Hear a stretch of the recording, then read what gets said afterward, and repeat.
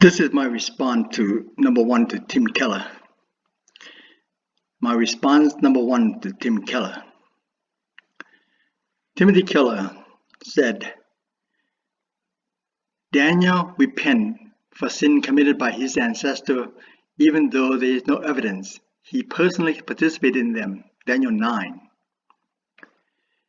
Tim Keller can make the Bible say whatever he wants. He wants the Bible to say that white people have to pay reparation to the black people. The white people have to pay for the sin of their white ancestors. Not all white people came from England. Some white people may have come from Russia, France, and Germany. Nevertheless, the white people united to oppress the black and the brown people. Brown people may have immigrated from Mexico. Therefore, they were not part of slaves. White people may be tangentially related to the white slave owners.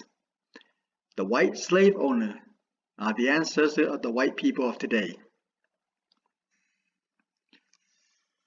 Tim Keller said that Daniel repented from his sin.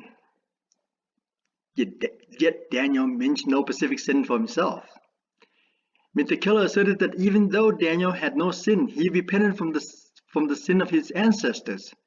Daniel was responsible for the sin of his ancestor, although he did not commit the sin himself. Even though Ezekiel 14:14 says that Daniel was one of the 4 righteous men, Daniel had to pay reparation to God. Daniel was one of the 4 men who earned righteousness for themselves. Daniel's ancestors sinned against God. Therefore, Daniel had to make reparation to God. Daniel had to give money to God for the wrong that his ancestor had done. When a person transgresses against another human being, he violated God's law. I want to make 2 points to counter his argument. If Daniel did not participate in sin, how can he repent from his sin? Daniel did not repent from his sin. Daniel was one of the 4 righteous men of the Bible. I will not tell you who they were.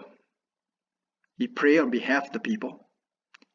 Using the same reasoning, Jesus repented from his sin in Matthew 6, verse 9. You may say that in verse 20, Daniel confessed his sin to God. He mentioned no specific sin.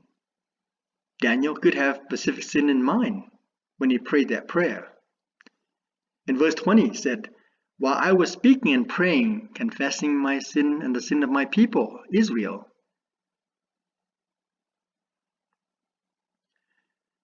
And point number 2, Ezekiel 18, verse 1 to 4, verse 25 to 32, and Jeremiah 31, verse 29.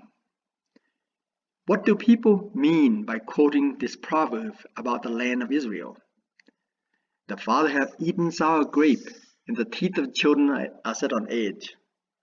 In those days they shall no longer say, the father hath eaten sour grape, and the children's teeth are set on edge.